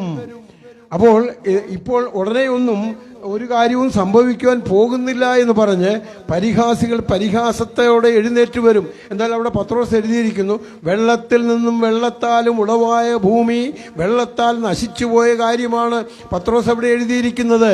അത് വെള്ളത്താൽ നശിച്ചു പോയത് ദൈവം ഒരു ന്യായവിധി അയച്ചു. നോഹയുടെ കാലത്ത് ദൈവം ന്യായവിധി അയച്ച് നോഹയോട് പറഞ്ഞു, നിനക്കും നിന്റെ കുടുംബത്തിനും വേണ്ടി ഒരു പെട്ടകം ഉണ്ടാക്കുവാൻ പറഞ്ഞു. നിനക്ക് രക്ഷപ്പെടുവാൻ ദൈവം നീതിമാനായ നോഹ ദൈവസന്നിധിയിൽ നീതിമാനായിട്ട് ദൈവം കണ്ടു. അതുകൊണ്ട് നോഹയോട് പറഞ്ഞു, നീ ഈ ജനത്തോട് പറയണം, ഈ ജനത്തെ നശിപ്പിക്കുവാനായിട്ട് ഞാൻ ജനപ്രളയം ഉണ്ടാക്കുവാൻ പോകുന്നു. നീ ഒരു പെട്ടകം ഉണ്ടാക്കണം, നിനക്കും നിന്റെ കുടുംബത്തിനും വേണ്ടി ഒരു പെട്ടകം ഉണ്ടാക്കുവാൻ. നോഹ അത് അതുപോലെ തന്നെ വിശ്വസിച്ച് ആ പെട്ടകം ഉണ്ടാക്കിക്കൊണ്ടിരുന്നപ്പോൾ നമ്മുടെ ഭക്തകവിയായ മഹാകവി KV സൈമൺ സാറ് ഇങ്ങനെ നർമ്മരസത്തിൽ അദ്ദേഹം പറയുകയുണ്ടായി, ഈ പെട്ടകം ഉണ്ടാക്കിക്കൊണ്ടിരുന്ന ആശാരിമാരോട് പോലും നോഹ പറഞ്ഞു, നിങ്ങൾ രക്ഷിക്കപ്പെടണം, നിങ്ങൾ ഈ പെട്ടകത്തിനുള്ളിലേക്ക് പ്രവേശിക്കണം. അപ്പൊ അവര് പറഞ്ഞു, അദ്ദേഹം ഇങ്ങനെയാണ് പാടിയത്, പോതശില്പികൾ ഹസിച്ചു ചൊന്നീ വിധം ഭോഷനാണ് ഇയാൾ, അയ്യോ തലയിൽ സ്ക്രൂ അയഞ്ഞു. നട്ടുച്ചയ്ക്ക് അർദ്ധരാത്രി വന്നിടും എന്നീ വിധം പൊട്ടനല്ലാതെ വധിച്ചു ചൊന്നിടുമോ? ഉറക്കം ശരിയായിട്ടില്ല, അതുകൊണ്ട് വന്ന കറക്കമാണ്. എണ്ണ തേച്ച് കുളിയൊന്ന് കുളിച്ചിടിൽ കുറെയൊക്കെ കുറഞ്ഞിടും, ചറുപുറ പറയുന്നതും മാറും. അദ്ദേഹം ഇങ്ങനെ രസകരമായിട്ട് അദ്ദേഹം എഴുതി. ഈ ആശാരിമാർ പറയുകയാണ്, ഇയാൾ എന്തോ ഈ നോഹ എന്ന് പറയുന്ന ഈ വല്യപ്പൻ എന്തുവാണ് ഈ പറയുന്നത്? ഇവിടെ മഴ പെയ്യാൻ പോകുന്നു, ഇവിടെ വെള്ളം പൊങ്ങാൻ പോകുന്നു. അതുവരെ അവർ മഴ കണ്ടിട്ടില്ല, അവർ വെള്ളപ്പൊക്കം കണ്ടിട്ടില്ല. എന്നാൽ ഇവിടെ മഴ പെയ്യാൻ പോകുന്നത് ഇയാൾ പറഞ്ഞ് ഇയാൾക്ക് വട്ടാണ്, തലയിൽ സ്ക്രൂ അയഞ്ഞതാണ്. എണ്ണ തേച്ച് കുളിയൊന്ന് കുളിച്ചിടിൽ കുറെയൊക്കെ കുറഞ്ഞിടും, ചറുപുറ പറയുന്നതും മാറും. ഈ പ്രസംഗമൊക്കെ മാറും, ഇയാൾക്ക് വട്ടായതുകൊണ്ട് പ്രസംഗിക്കുകയാണെന്നാണ് അവർ പറഞ്ഞത്. ഒരൊറ്റ മനുഷ്യനും ആ പെട്ടകത്തിൽ കയറിയില്ല. ദൈവം ന്യായവിധി വരുത്തി. വലിയ വെള്ളപ്പൊക്കമുണ്ടായ ജലപ്രളയം, പുരാതന കാലത്തെ ജലപ്രളയം കൊണ്ട് ഒരു ജാതിയെ, ഒരു ദേശത്തെ മുഴുവൻ, അല്ലെങ്കിൽ പുരാതന ലോകത്തെ ദൈവം നശിപ്പിച്ചു കളഞ്ഞു. എന്നാൽ ദൈവത്തിന്റെ പദ്ധതി അനുസരിച്ച് മനുഷ്യവർഗത്തിന്റെ നിലനിൽപ്പിന് വേണ്ടി ഒരു കുടുംബത്തെ ദൈവം രക്ഷിച്ചു. ആ കാരണം ആ കുടുംബം ദൈവത്തിന്റെ കൽപ്പനയെ അനുസരിച്ചുകൊണ്ട് നീതിമാനായി നോഹ ജീവിച്ചതുകൊണ്ട് അതുവരെ കാണാത്തവയെ കുറിച്ച് അരുളപ്പാടുണ്ടായിട്ട് ദൈവം നോഹ ഒരു പെട്ടകം തീർത്തു. പെട്ടകം പണിയാൻ പറഞ്ഞു, അത് വിശ്വസിച്ചു. കാണാതെ വിശ്വസിച്ചുകൊണ്ട് നോഹ പെട്ടകം പണിതതുകൊണ്ട് നോഹ നീതിമാനാണെന്ന് ദൈവം പറഞ്ഞു. അതുകൊണ്ട് അവനും അവന്റെ കുടുംബത്തിനും രക്ഷയായി. പുരാതന ലോകത്തെ ദൈവം ആദരിച്ചില്ല. പത്രോസ് വീണ്ടും എഴുതുന്നു, ദൈവം ഈ ആധുനിക ലോകത്തെ തീക്കായിട്ട് സൂക്ഷിച്ചിരിക്കുകയാണ്. ആധുനിക ലോകത്തെ, ഇന്നത്തെ ലോകത്ത് ഞാനും നിങ്ങളും ജീവിക്കുന്ന ഇന്നത്തെ ലോകം, ഇത് പ്രളയം കൊണ്ടല്ല നശിക്കുവാൻ പോകുന്നത്, എന്നാൽ അഗ്നിപ്രളയം കൊണ്ടാണ് ഇത് നശിക്കുവാൻ പോകുന്നത്. പ്രിയപ്പെട്ടവരെ, ഉദാഹരണം, ഇന്ന് മനുഷ്യൻ നിർമ്മിച്ചിരിക്കുന്ന, വികസിത രാജ്യങ്ങൾ നിർമ്മിച്ചിരിക്കുന്ന ആണവ ആയുധങ്ങൾ, ആണവ ബോംബുകൾ ഒരു വിരലമർത്തിയാൽ മതി. അമേരിക്കയോ ഫ്രാൻസോ ഇംഗ്ലണ്ടോ അല്ലെങ്കിൽ ചൈനയോ റഷ്യയോ ഇവരുടെ ഒരു വിരൽത്തുമ്പ് ഒന്ന് അനങ്ങിയാൽ ഈ ലോകത്തെ ഭസ്മീകരിക്കുന്ന അതിശക്തമായ അണുബോംബുകളും ഹൈഡ്രജൻ ബോംബുകളും അവർ നിർമ്മിച്ച് ശേഖരിച്ചു വച്ചിരിക്കുകയാണ്. അവരെക്കാൾ ചെറിയ രാജ്യങ്ങൾ പോലും തിരിച്ചടിക്കുവാനുള്ള തയ്യാറെടുപ്പോടുകൂടി അവരും ഈ ആയുധങ്ങൾ നിർമ്മിച്ചു വച്ചിരിക്കുകയാണ്. എന്നാൽ വലിയവനായ ദൈവത്തിന് ഇതിന്റെ ഒന്നും ആവശ്യമില്ല. ദൈവം തന്റെ നീതിന്യായപരമായ കണ്ണുകൾ കൊണ്ട് നോക്കുമ്പോൾ, ജുഡീഷ്യസ് ഐസ്, നീതിന്യായപരമായ കണ്ണുകൾ, ലോകത്തോട് എന്നെയും നിങ്ങളെയും ദൈവം തന്റെ നീതിന്യായപരമായ കണ്ണുകൾ കൊണ്ട് നോക്കുമ്പോൾ ദൈവത്തിന്റെ വായിൽ നിന്ന് പുറപ്പെടുന്ന അഗ്നി കൊണ്ട് ഈ ലോകത്തെ മുഴുവൻ ഭസ്മീകരിക്കുവാൻ ദൈവത്തിന് കഴിയും. ഒരു ബോംബിന്റെയും ആവശ്യം ദൈവത്തിനില്ല. എന്നാൽ സായുക്തികമായി ലോകത്തെ നശിപ്പിക്കുവാൻ ദൈവത്തിന് കഴിയും എന്നുള്ളതിന്റെ തെളിവാണ് മനുഷ്യന്റെ കണ്ടുപിടുത്തങ്ങൾ കൊണ്ട്, മനുഷ്യൻ നിർമ്മിച്ച് സ്റ്റോക്ക് ചെയ്തിരിക്കുന്ന ബോംബുകൾ കൊണ്ട് ഈ ലോകത്തെ നശിപ്പിക്കുവാൻ കഴിയും എന്ന് മനുഷ്യൻ കണ്ടുപിടിച്ചു കഴിഞ്ഞു. അപ്പോൾ എങ്കിൽ വലിയവനായ ദൈവം, ഇതിന്റെയൊക്കെ സ്രോതസ്സായ, ഇതിന്റെ എല്ലാം ഉടമസ്ഥനായ വലിയവനായ ദൈവത്തിന് ഇത് സാധിക്കത്തില്ലേ? ദൈവം പുരാതന ലോകത്തെ ശിക്ഷിച്ചു ജലപ്രളയം കൊണ്ട്. മാത്രമല്ല, ദൈവം ആധുനിക ലോകത്തെ തീക്കായി സൂക്ഷിച്ചിരിക്കുന്നു. പ്രിയപ്പെട്ടവരെ, ഞാനും നിങ്ങളും ഈ ലോകത്തെ ദൈവം തീക്കായി സൂക്ഷിച്ചൊരു പുതിയ ആകാശവും പുതിയ ഭൂമിയും ഇവിടെ രൂപപ്പെടുവാൻ പോകുന്നു. അന്ന് തന്നിൽ വിശ്വസിച്ച ദൈവമക്കൾ, ദൈവത്തിന്റെ സഭ, മണവാട്ടി സഭ ഇവിടെ കാണത്തില്ല. ഈ സഭ കർത്താവിനോട് കൂടെ ആയിരിക്കും. ദൈവം ഈ ലോകത്തെ നവീകരിക്കുവാൻ പോകുകയാണ്. ഇതിനെ ഒരു പുതിയ ആകാശവും പുതിയ ഭൂമിയുമായിട്ട് സൃഷ്ടിക്കുവാനായിട്ട് പോകുകയാണ്. എന്നാൽ അതിനു മുൻപ് ഈ ലോകത്തെ ദൈവം തന്റെ ശിക്ഷ അയച്ചിട്ട് ഈ ലോകത്തെ ഭസ്മീകരിക്കുവാൻ ദൈവത്തിനൊരു പ്രയാസവുമില്ല. ദൈവം തന്റെ വചനത്തിലൂടെ നമുക്ക് നൽകിയിരിക്കുന്ന ആ വലിയ മുന്നറിയിപ്പ് ഇതാണ്. ദൈവം അറിയായ്മയുടെ കാലങ്ങളെ ശിക്ഷിക്കാതെ വിടുക നിമിത്തം. ഒരു കാലത്ത് അറിയായ്മയുടെ കാലം, ആളുകൾ പാപം എന്താണെന്ന് പോലും മനസ്സിലാക്കാതെ അവർ പാപം ചെയ്തുകൊണ്ട് ജീവിച്ചു, തെറ്റായ വ്യക്തിത്വങ്ങളെ ആരാധിച്ചു, തെറ്റായ സങ്കല്പങ്ങളെ അവർ ആരാധിച്ചു. ഇതെല്ലാം ദൈവം തൻ്റെ പുത്രനിലൂടെ ഒരു ശിക്ഷാവിധിക്കായി ദൈവം കാത്തിരിക്കുന്നത് കൊണ്ട് ദൈവം അറിയായ്മയുടെ കാലങ്ങളെ ശിക്ഷിക്കാതെ വിട്ടിരിക്കുകയാണ്. അതാണ് ഇവിടെ പറഞ്ഞിരിക്കുന്നത്. അപ്പോൾ ഇവിടെ എ ടൈം ഓഫ് ഇഗ്നറൻസ്, അറിയായ്മയുടെ കാലം. ഇവിടെ വലിയവനായ ദൈവം ഇവിടെ പറഞ്ഞിരിക്കുന്നത് എല്ലാവരും മാനസാന്തരപ്പെടണം. ഇപ്പോൾ എന്നാൽ അറിയായ്മയുടെ കാലങ്ങളെ ദൈവം ലക്ഷ്യമാക്കാതെ ഇപ്പോൾ എല്ലായിടത്തും എല്ലാവരും മാനസാന്തരപ്പെടണമെന്ന് മനുഷ്യനോട് ചുമ്മാ പറയുന്നു എന്നല്ല, അവൻ കൽപ്പിക്കുകയാണ്. God is commanding. ദൈവം മനുഷ്യനോട് കൽപ്പിക്കുകയാണ്.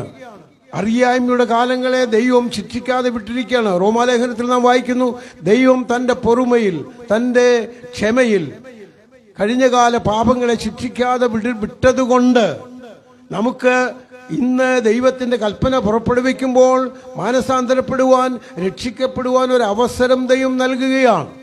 കഴിഞ്ഞകാല പാപങ്ങൾ ദൈവം ക്ഷമിച്ചു, അല്ലെങ്കിൽ ദൈവം ശിക്ഷിക്കാതെ വിട്ടു. ക്ഷമിച്ചു എന്നല്ല പറയുന്നത്, ദൈവം ശിക്ഷിക്കാതെ വിട്ടിരിക്കുകയാണ്. അതുകൊണ്ട് ദൈവം പാപത്തെ ശിക്ഷിക്കത്തില്ല എന്നുള്ളതല്ല അതിന്റെ അർത്ഥം. പ്രിയപ്പെട്ടവരെ, ദൈവത്തിന്റെ വചനം പറയുന്നു, കഴിഞ്ഞ കാലം അത് കഴിഞ്ഞുപോയ കാലമാണ്, എന്നാൽ ഇപ്പോൾ മാനസാന്തരത്തിന്റെ കാലമാണ്. ഭാവിയെക്കുറിച്ച് ചിന്തിക്കുമ്പോൾ അൺസർട്ടൻ ആണ്. എന്ത് നടക്കുമെന്ന് നമുക്ക് അറിയത്തില്ല.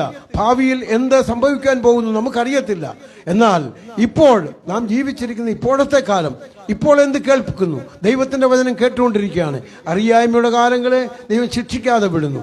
എന്നാൽ ഇപ്പോൾ എല്ലായിടത്തും എല്ലാവരും മാനസാന്തരപ്പെടണമെന്ന് ദൈവം കൽപ്പിക്കുന്നു. ഭാവിയെക്കുറിച്ച്, ഭാവി നമ്മുടെയൊക്കെ നമുക്കറിയാം. നമ്മെ സംബന്ധിച്ച് ഭാവി സർട്ടനാണ്, ഷുവറാണ്, നമുക്കറിയാം. ലോകത്തെ സംബന്ധിച്ചത്, ഭാവിയെ സംബന്ധിച്ച് അവർ അൺസർട്ടനാണ്. അവർക്ക് യാതൊരു രൂപവുമില്ല ഭാവിയിൽ എന്ത് സംഭവിക്കുമെന്ന്. കഴിഞ്ഞ കാലങ്ങൾ കഴിഞ്ഞു പോയതാണ്. എന്നാൽ ഞാനും നിങ്ങളും ജീവിക്കുന്ന ഇപ്പോൾ ഇതാണ് യാഥാർത്ഥ്യം. ഇവിടെ നാം എന്ത് ചെയ്യണം? അതാണ് ദൈവത്തിന്റെ വചനം പറയുന്നത്. ഇപ്പോൾ ജീവിച്ചിരിക്കുമ്പോൾ നീ എന്ത് ചെയ്യണം? ഇപ്പോഴാകുന്നു സുപ്രസാദകാലം, ഇപ്പോഴാകുന്നു രക്ഷാദിവസം. നാം രക്ഷിക്കപ്പെടുവാൻ ആകാശത്തിന്റെ കീഴിൽ മനുഷ്യരുടെ ഇടയിൽ നൽകപ്പെട്ട വേറൊരു നാമവും ഇല്ല എന്ന് ദൈവം അതിശക്തമായിട്ട് പറയുകയാണ്. ഒരു കാലത്ത് നമുക്കറിയാം, മനുഷ്യര് ദൈവത്തിന്റെ മുമ്പിൽ അന്യ ദൈവങ്ങളെ, അവന്റെ മനുഷ്യർ ചെയ്ത കാര്യങ്ങൾ റോമാലേഖനത്തിൽ ഇങ്ങനെ പറയുന്നു, അനീതി കൊണ്ട് സത്യത്തെ തടുക്കുന്ന മനുഷ്യരുടെ സകല അഭക്തിക്കും അനീതിക്കും നേരെ ദൈവത്തിന്റെ കോപം സ്വർഗത്തിൽ നിന്ന് വെളിപ്പെടുന്നു. ദൈവത്തെക്കുറിച്ച് അറിയാകുന്നത് അവർക്ക് വെളിവാക്കിയിരിക്കുന്നു. ദൈവം അവർക്ക് വെളിവാക്കിയല്ലോ. അവന്റെ നിത്യശക്തിയും ദിവ്യത്വവുമായി അവന്റെ അദൃശ്യ ലക്ഷണങ്ങൾ ലോക സൃഷ്ടി മുതൽ അവന്റെ പ്രവർത്തികളാൽ ബുദ്ധിക്ക് തെളിവായി വെളിപ്പെട്ടു വരുന്നു. അവർക്ക് പ്രതിവാദമില്ലാതിരിക്കേണ്ടത് തന്നെ.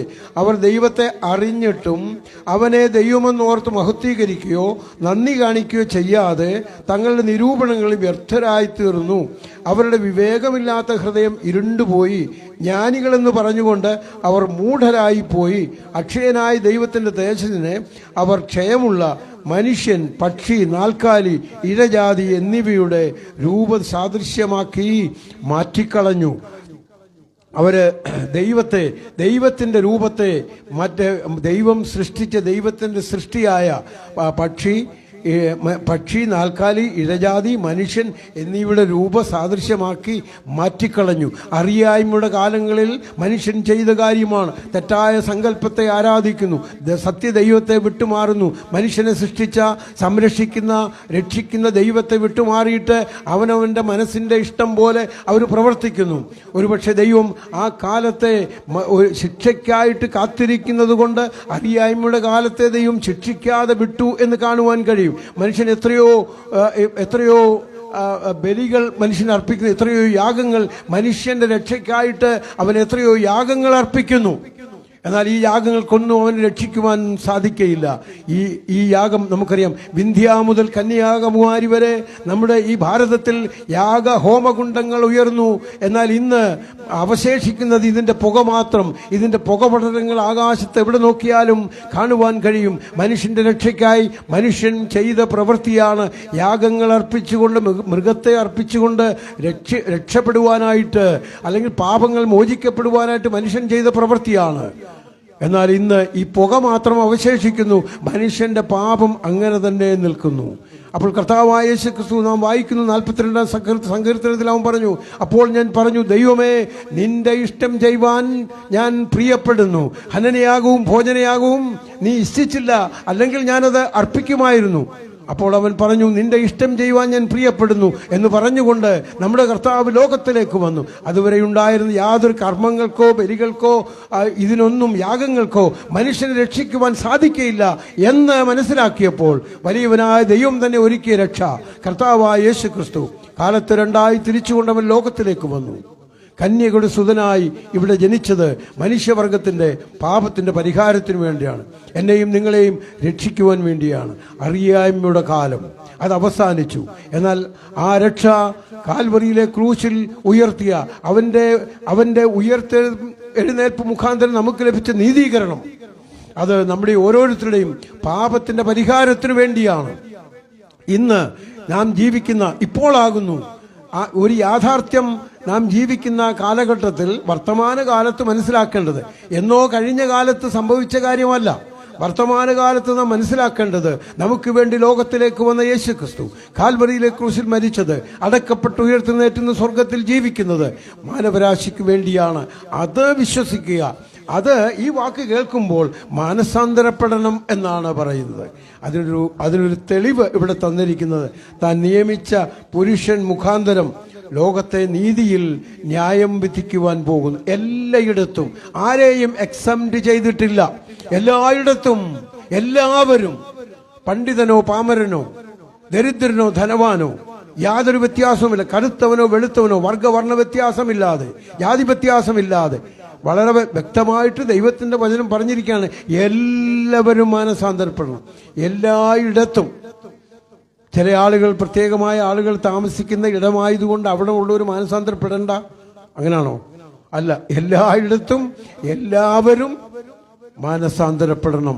ദൈവത്തിന്റെ മാറ്റമില്ലാത്ത സന്ദേശമാണ്, ദൈവത്തിന്റെ കൽപ്പനയാണ്. അതിനുള്ള തെളിവ് നമുക്ക് തന്നിരിക്കുന്നത് താൻ ഉയർപ്പിച്ച്, താൻ ഒരു പുരുഷനെ നിയമിച്ചിരിക്കുന്നു, കർത്താവായ യേശു ക്രിസ്തു. താൻ മുഖാന്തരമാണ് ദൈവം ലോകത്തെ ന്യായം വിധിക്കുവാൻ പോകും. താൻ നിയമിച്ച പുരുഷൻ മുഖാന്തരം ലോകത്തെ നീതിയിൽ ന്യായം വിധിക്കുവാൻ അവൻ ഒരു ദിവസത്തെ നിശ്ചയിച്ചിരിക്കുന്നു. ഞങ്ങളെ ശ്രദ്ധിക്കുന്ന മാന്യ ശ്രോതാക്കളെ, സ്നേഹമുള്ള ശ്രോതാക്കളെ, ദൈവം ഒരു ദിവസം നിശ്ചയിച്ചിരിക്കുന്നു. ആ ദിവസത്തിനായി നാം അടുത്തുകൊണ്ടിരിക്കുകയാണ്. എന്നാൽ ഞാനും നിങ്ങളും ഈ ഭൂമിയിൽ ജീവിച്ചിരിക്കുമ്പോഴാണ് നമ്മുടെ ഭാവി ഭാഗധേയം നിശ്ചയിക്കുന്നത്. ജീവിച്ചിരിക്കുമ്പോൾ, സുവിശേഷത്തിന്റെ സന്ദേശം കേൾക്കുമ്പോൾ, സുവിശേഷത്തിന്റെ വാക്കുകൾ ശ്രദ്ധിക്കുമ്പോൾ നിങ്ങളുടെ രക്ഷയ്ക്കായി അത് വിശ്വാസത്താൽ ഏറ്റെടുക്കുക. അങ്ങനെ ഒരാൾക്ക് മാത്രമേ ഈ ശിക്ഷാവിധിയിൽ നിന്ന് രക്ഷപ്പെടുവാനായിട്ട് സാധിക്കുകയുള്ളൂ. ഈ പറഞ്ഞ വാക്കുകളുടെ അടിസ്ഥാനത്തിൽ നമ്മൾ ആരും ശിക്ഷിക്കപ്പെടേണ്ട ആവശ്യമില്ല. കഴിഞ്ഞ രാത്രിയിലും ഇന്നും നിങ്ങളോട് സംസാരിച്ച ദൈവത്തിന്റെ മാറ്റമില്ലാത്ത സന്ദേശം പറയുന്നതിന്റെ കാരണം, ഇവിടെ ഇരിക്കുന്ന എത്രയോ ആളുകൾ ആ ശിക്ഷയിൽ നിന്ന് വിടുവിക്കപ്പെട്ടവരാണ്. കാലാകാലങ്ങളിൽ ഈ സന്ദേശം കേട്ട് ഈ സന്ദേശത്താൽ ആകർഷിക്കപ്പെട്ടവരായി അവരുടെ നെഞ്ചേറ്റുവാൻ, അവരുടെ രക്ഷയ്ക്കായി ഈ വാക്കുകൾ ഏറ്റെടുക്കുവാൻ അവർക്ക് കഴിഞ്ഞതുകൊണ്ട് ദൈവം കൽപ്പിച്ചിരിക്കുന്ന ഈ ശിക്ഷയിൽ നിന്ന് ഞങ്ങൾ വിടുതൽ പ്രാപിച്ചവരാണ്. അതുകൊണ്ട് ഞങ്ങളുടെ സഹജീവികളായ നിങ്ങളും ആ വാക്കുകൾ ഏറ്റെടുത്തിട്ട് നിങ്ങൾക്കായി ഒരുക്കിയിരിക്കുന്ന ന്യായവിധിയുടെ ആ ശിക്ഷയിൽ നിന്ന് വിടുവിക്കപ്പെടണം. അതുകൊണ്ടാണ് ഇങ്ങനെ ഒരു മീറ്റിംഗ് ഒക്കെ അറേഞ്ച് ചെയ്ത് നിങ്ങളോട് ദൈവത്തിന്റെ മാറ്റമില്ലാത്ത വചനം, സന്ദേശം, ഗോസ്പൽ പറയുവാനായിട്ട് ഞങ്ങൾ ഇങ്ങനെ ഇത് സംഘടിപ്പിച്ചിരിക്കുന്നത്.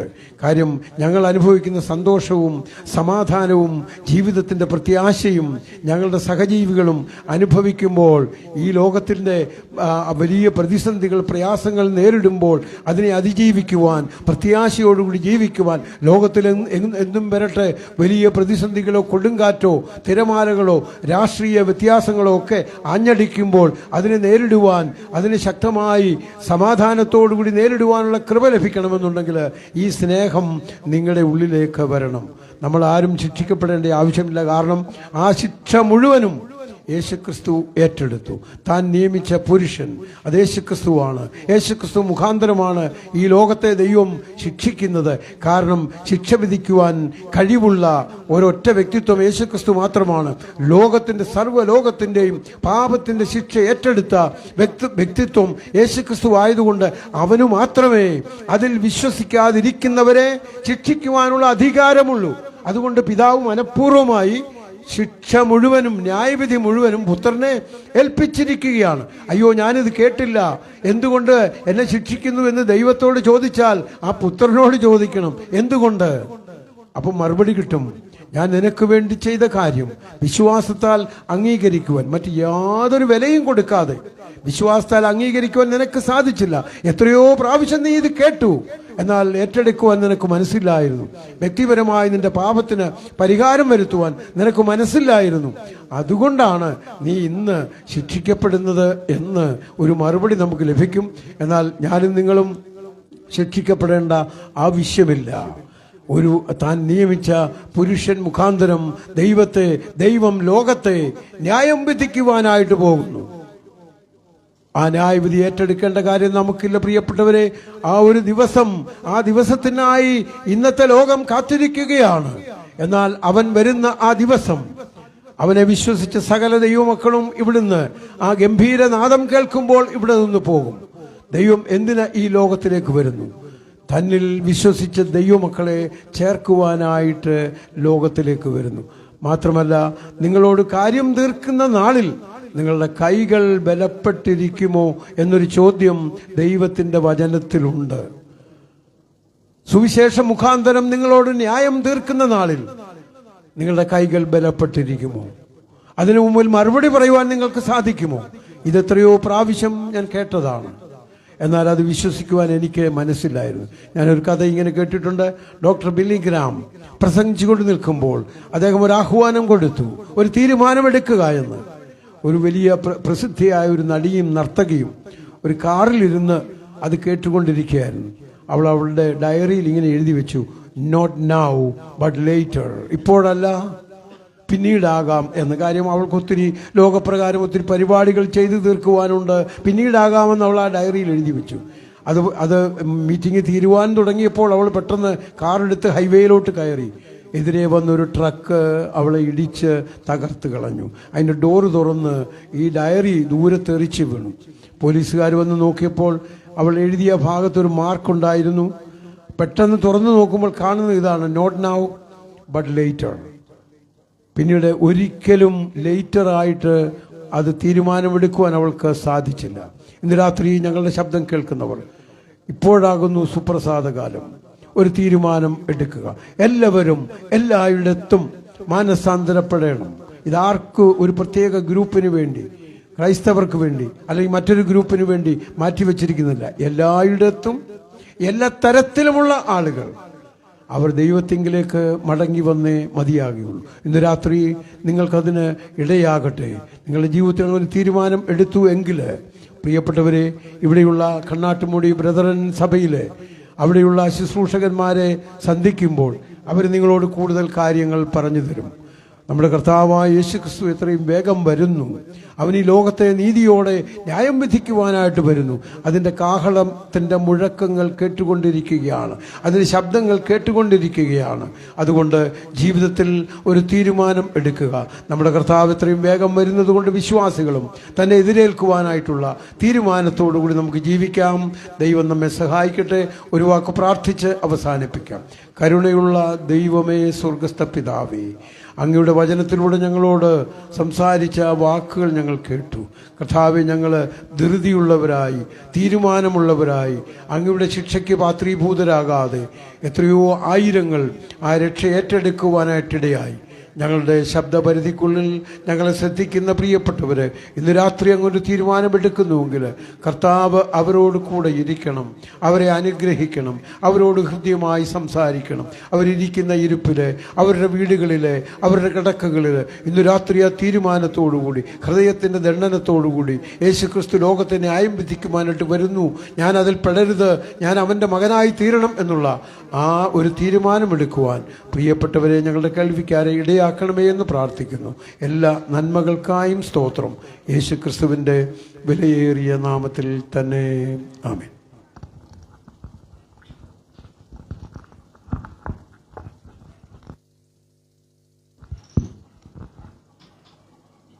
വളരെ ഗഗനമായ ദൈവവചനത്തിൽ നിന്നും നമ്മളെ ദൈവാത്മാവ് കേൾപ്പിക്കുവാനായിട്ട് പ്രിയ ബാവുച്ചാനെ എടുത്ത് ഉപയോഗിച്ചതുകൊണ്ട് ഞാൻ ദൈവത്തെ സ്തുതിക്കുന്നു, വാഴ്ത്തുന്നു. ദൈവം നിയോഗിച്ച പുരുഷൻ മുഖാന്തരം ലോകത്തെ നീതിയിൽ ന്യായം വിധിക്കുവാൻ അസ്ഥിരമായി തുടരുന്ന ഇന്നിന്റെ മണ്ണിന്റെ നേർക്കാഴ്ച മനുഷ്യ